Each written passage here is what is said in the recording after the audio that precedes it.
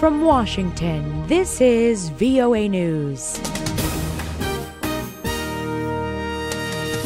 I'm Liz Palka reporting. U.S. President Donald Trump saying Saturday he hopes the newly arranged talks between North and South Korea will go beyond the Olympics. I hope it works out. I very much want to see it work out between the two countries. I'd like to see them getting involved in the Olympics and maybe things go from there. So I'm behind that 100%.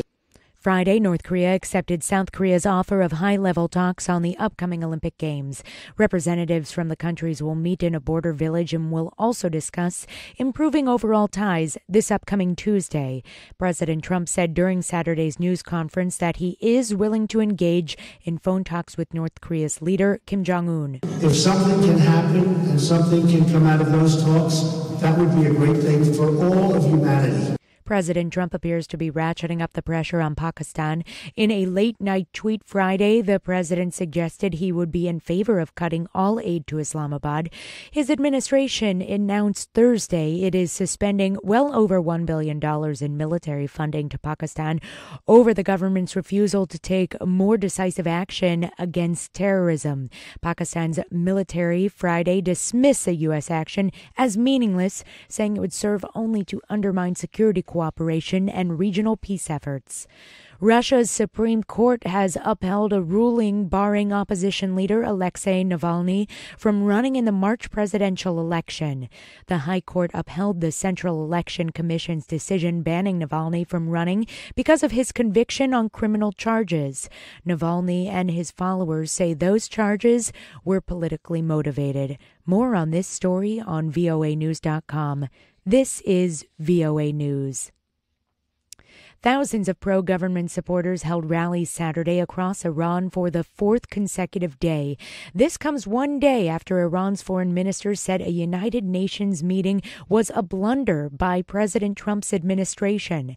State television showed demonstrators in many cities wielding Iranian flags and chanting slogans against the U.S., Israel, and Britain. Saturday's rallies were staged one day after the United Nations Security Council held an emergency meeting to discuss the protests at the request of the U.S. The U.S. was criticized at the meeting for requesting the session. And a magnitude 5.1 earthquake hit western Iran on Saturday, injuring 8 people, according to early reports on state television. 2 of those injured had to go to the hospital. President Trump reiterated Saturday he will not support a law that protects 800,000 immigrants from deportation unless it includes certain measures. The president said he wants funding for a border wall between the U.S. and Mexico to eliminate the visa lottery program and extended family-based immigration process. We all want DACA to happen, but we also want great security for our country. So important. We want to stop the drugs from flowing in. Very important. DACA, or the Deferred Action for Childhood Arrivals program, expires in March. The president rescinded DACA, which allows certain immigrants to legally live and work in the U.S.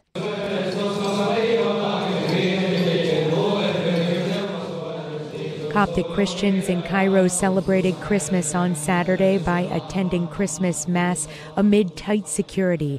Tens of thousands of soldiers and police were deployed across Egypt to protect minority Christians and their churches on the eve of Orthodox Christmas.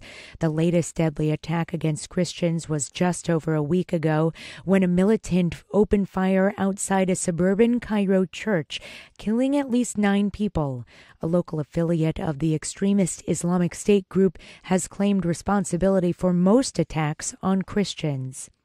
Malaysia has agreed to allow a U.S. firm to resume the search for Malaysia Airlines Flight 370. That airline disappeared in March 2014. Malaysian Transport Minister Liao Tiong Lai said Saturday that Ocean Infinity, a seabed exploration company, is doing the search on a no-find, no-fee basis. That means the company will not be paid if it does not find the plane. The Boeing 777 vanished during a flight from Kuala Lumpur to Beijing with 239 people on board. I'm Liz Palka in Washington. That's the latest world news from VOA.